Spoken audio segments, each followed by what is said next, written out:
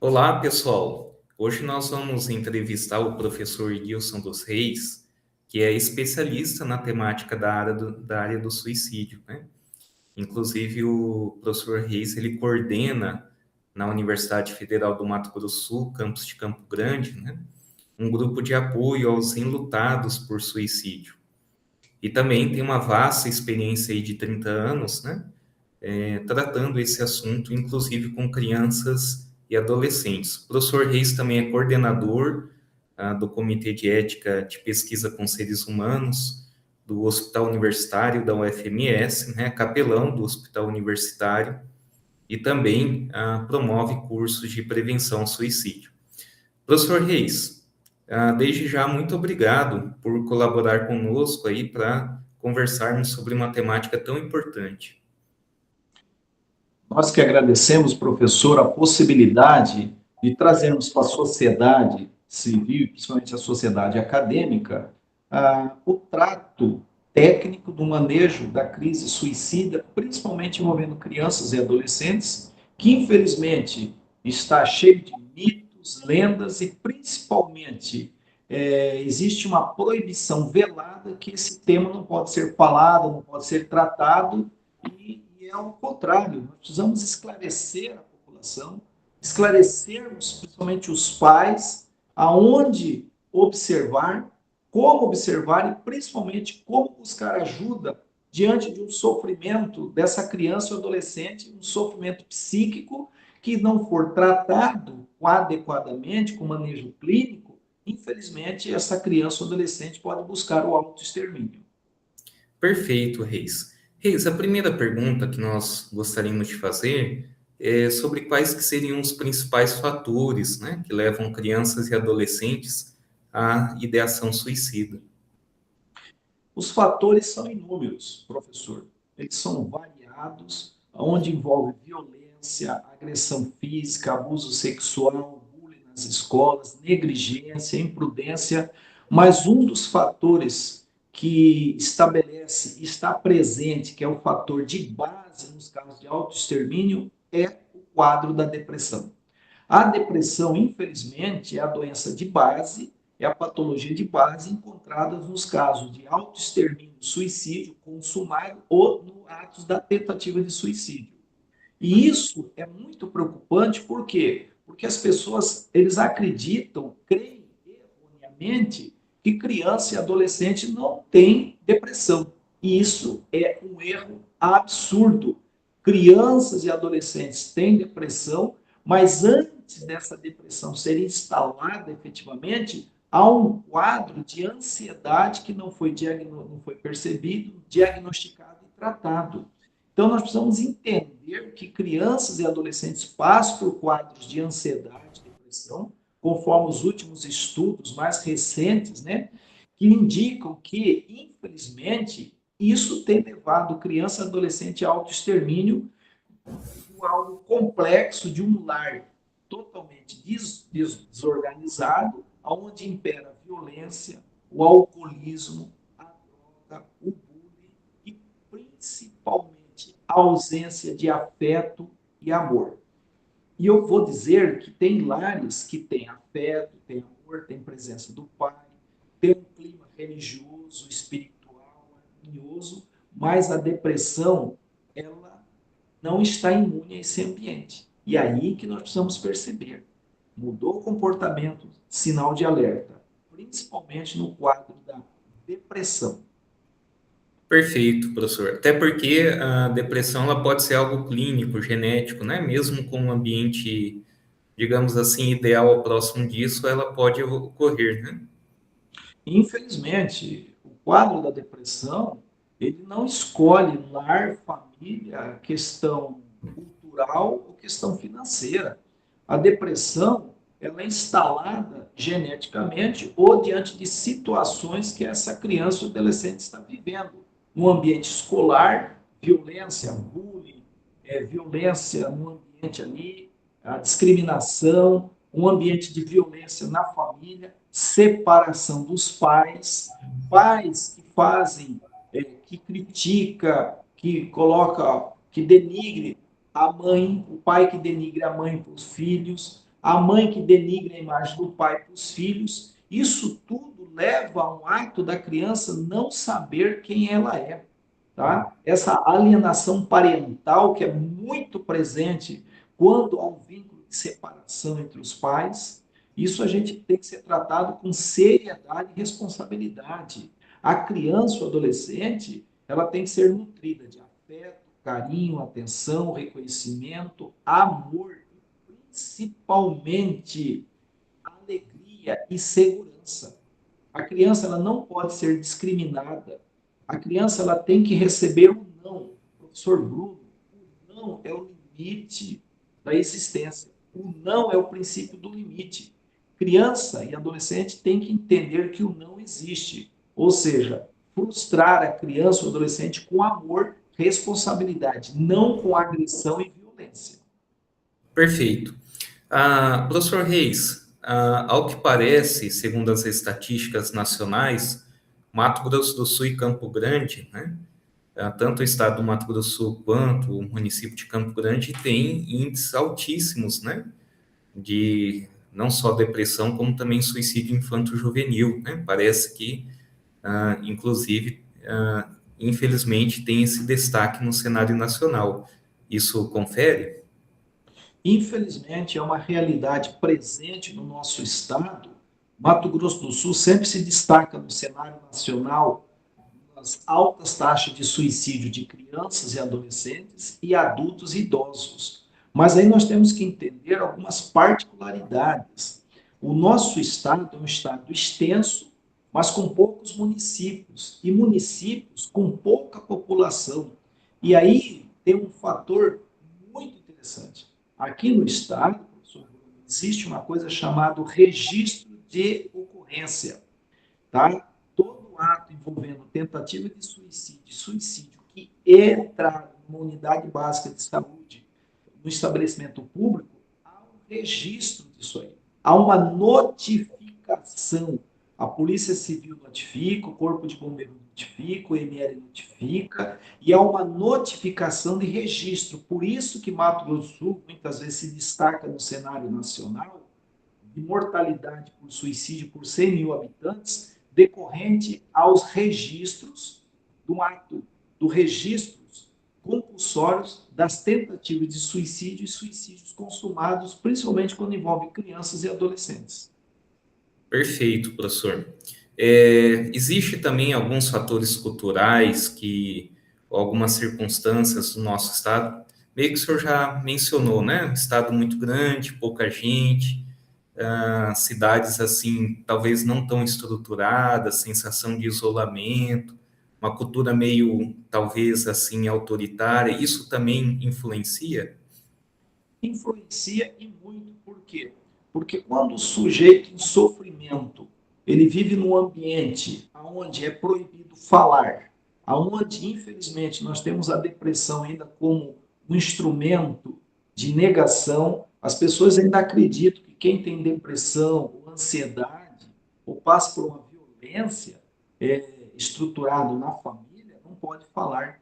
E o fator religioso é muito forte na nossa Estado, aonde acredita que quem tem depressão não tem Deus, não tem Jesus no coração, precisa mais de Deus. E isso impede da pessoa falar abertamente sobre suas dores, seu sofrimento, sua angústia. E principalmente envolvendo crianças e adolescentes. Por quê? Porque o mundo do adulto é um enigma para a criança e o adolescente. E muitas vezes essa criança, esse adolescente, professor, ele não sabe dar forma à sua dor, à sua angústia, por vários fatores. Medo, desaprovação, criança que não é ouvida no lar, criança que é muito cobrada tem medo de errar, criança que é muito censurada, tá proibida de se manifestar. E outro fator muito preocupante é o acesso ao tratamento adequado, é o acesso a um tratamento especializado. Aqui em Mato Grosso do Sul, em Campo Grande, as unidades básicas de saúde, os hospitais públicos estão preparados para dar o que a gente chama de primeira intervenção, primeiro manejo, diante de uma crise de depressão, crise de vergonha, crise de tentativas de suicídio. A minha preocupação é depois da alta. Famílias que não têm um plano de saúde, famílias que não têm condições de pagar o atendimento especializado sofrem muito.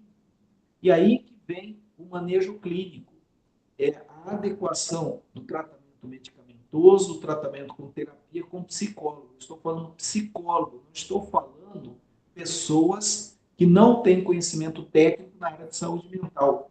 Nunca, jamais faça um tratamento com o seu filho com uma pessoa que não tem uma habilidade técnica, que não tem um conselho profissional por trás para fiscalizar.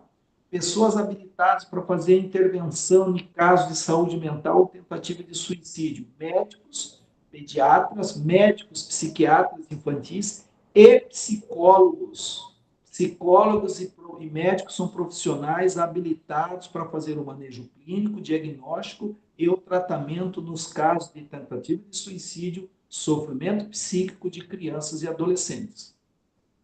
Tá certo, Reis. Uma outra questão, Reis, eu acho que essa é muito importante, né?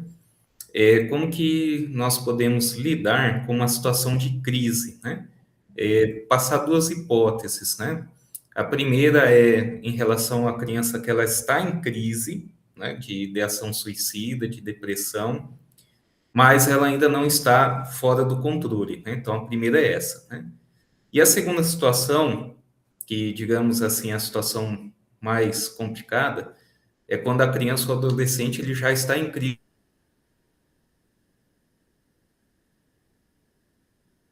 com a tesoura na mão, né, e fala que vai se matar, né? Então, como que a pessoa ela pode lidar diante disso, né? Dessas duas circunstâncias, a circunstância de crise, mas a criança ou adolescente sob controle, e a outra circunstância mais drástica, né? Qual que seria o procedimento correto nessas circunstâncias? O procedimento correto na negociação com uma pessoa em crise suicida é jamais se aproximar dessa pessoa, ficar numa distância de segurança, ter um diálogo franco, fraterno e honesto, nunca mentir para essa pessoa em crise, nunca dar falsa esperança, nunca criar uma expectativa que você não vai ser realizado, chamar a pessoa pelo nome, tá? Uma única pessoa conversar, negociar com essa pessoa e conduzir essa pessoa a ter o um entendimento que aquela situação, aquela crise, independente do que aconteceu, independente do que está acontecendo, aquilo vai passar. Mostrar acolhimento, solidariedade e jamais julgar, condenar ou criticar. Se colocar na posição de conselheiro, ouvir essa pessoa com afetividade e, dependendo da situação, se aproximar com segurança quando essa pessoa não tiver nenhum objeto importante, uma arma ou algo que pode machucar a ela ou a terceiros, e conduzir essa pessoa imediatamente para uma avaliação clínica, de preferência com o médico psiquiatra. Perfeito. E naquela segunda circunstância que a pessoa ela já está com arma, faca ou na varanda, tem mais algum aconselhamento?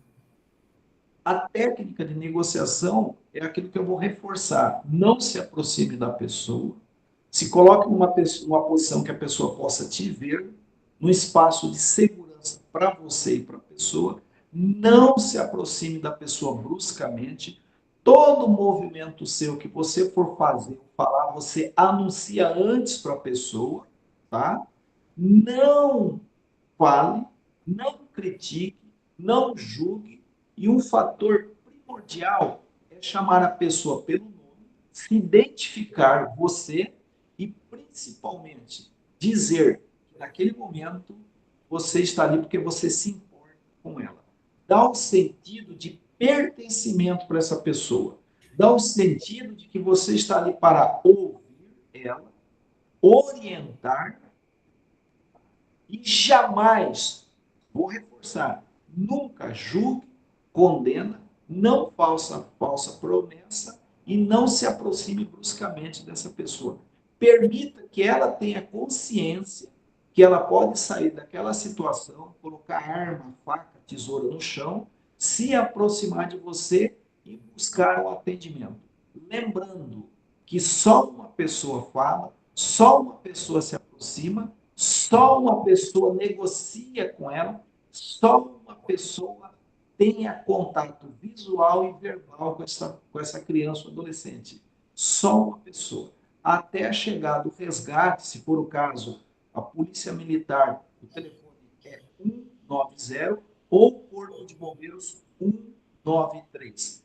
Esses profissionais têm técnica, habilidade e manejo para tratar disso aí. Nesse caso, se você se deparar com essa situação, você é o primeiro interventor. E o primeiro interventor não mente, não dá falsas esperanças e jamais engana aquela criança ou adolescente.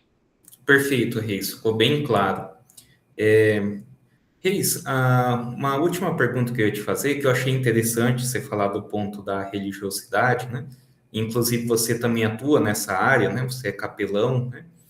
Então, pelo que a gente pode observar, a religiosidade, assim como várias outras questões, é um instrumento que ele pode ser usado de uma forma que colabora ou não colabora, né? Vai depender da forma como vai ser utilizado esse instrumento. Seria isso? Sim, professor. A questão da espiritualidade ou religiosidade, eles têm um fator positivo. A Organização Mundial de Saúde, ele fez um amplo estudo mundial sobre o tema do suicídio e tentou construir um manejo de prevenção. Foi em 96, 97, 98, esse grande estudo. E em 2000, eles lançaram o que a gente chama de SUPRA, Manuais de Prevenção de Suicídio, para profissionais da área de saúde básica, médicos generalistas, prevenção de suicídio para mídia, para professores, educadores, tá? Diante desses grandes estudos que fizeram, chamaram vários profissionais de saúde mental do mundo, fizeram um grande estudo e publicaram e constituíram essas cartilhas que é distribuído no mundo inteiro, que seja manejo na crise suicida. E lá eles detectaram fatores de proteção e fatores de risco. E o que chamou a atenção, professor Bruno, que essas cartilhas, esses manuais, foram construídos por pessoas que não têm vínculo religioso. Mas eles descobriram que existe um fator protetivo contra o suicídio, que é a vida espiritual, a vida em comunidade religiosa, porque dá o sentido de pertencimento e dá o sentido de comunhão de grupo com as pessoas, tá? Isso é um fator protetivo. O segundo fator protetivo é a família, aonde você vai constituir laços, vínculos afetivos, emocionais, aonde você se sente o quê? Seguro, pertencimento. Então, a religiosidade ela tem um fator sim de proteção, segundo a Organização Mundial de Saúde nos manuais de prevenção de suicídio lançados em 2000. Porém, existe outro fator preocupante na religiosidade, na espiritualidade, que são grupos religiosos uma doutrina muito severa, com uma religiosidade, espiritualidade muito agressiva, numa doutrina muito pesada para uma criança ou um adolescente, onde não admite erros que eles chamam de pecados. E isso é preocupante, por quê? Porque eles são muito espiritualistas e acreditam que a depressão é fator de ausência de Deus, é um pecado oculto, uma maldição hereditária, um, um espírito obsessor que está ali para destruir aquela pessoa. Lembre-se, isso está errado. Depressão é uma alteração genética, neurobiológica, multifatorial, que leva a pessoa, infelizmente, a um sofrimento. Depressão, ela é persistente, ela é severa, ela é progressiva, se divide em leve, severa, moderada e maior, que não for tratada, leva, infelizmente, ao autoextermínio. Mas antes da depressão existe a ansiedade. E a ansiedade é algo que a gente não leva a sério. A ansiedade ela cria cenários de catástrofes, cenários de tragédia, cenários de, de ruptura da realidade na mente de um adulto. Na criança é muito maior. Por quê? Porque a criança não sabe lidar com situações que muitas vezes só existe na cabeça dela. E aí que vem o fator de você ouvir essa criança, ouvir sem criticar, sem julgar, sem condenar e principalmente não atribuir pecado diante de uma situação que é neurobiológica, que é a depressão. Perfeito, Reis. Muito obrigado mais uma vez pela entrevista, né? Esclareceu bem os pontos, né? E com certeza, Reis, nós vamos fazer mais atividades juntas, né? Juntos, né? Atividades, inclusive, que a gente já tem feito palestras lá na UFMS, né? E mais uma vez eu agradeço aí a sua colaboração conosco. Nós que agradecemos, professor, como psicólogo que eu sou, e a minha abordagem da psicanálise, eu tenho atendido algumas crianças, 5, 6, 7, 8 anos, com tentativa de suicídio, e a gente percebe que é uma grande preocupação minha. A minha preocupação não são as crianças e adolescentes que eu trato e outros colegas, psicólogos, outros psiquiatras atendem. A minha preocupação são as crianças ou adolescentes que não tiveram acesso ao tratamento. Porque quando um caso é registrado, 5 é subnotificado. Então, o número é muito maior de crianças e adolescentes em sofrimento, muitas vezes no quarto, ou então atrás de uma tela de celular. Lembre-se, o diálogo ainda é o melhor remédio terapêutico para o sofrimento de uma criança ou adolescente. Diálogo sem julgamento e sem crítica. Legal, Reis. Agradecemos mais uma vez e, pessoal, deixaremos esse vídeo à disposição para vocês. Tudo de bom.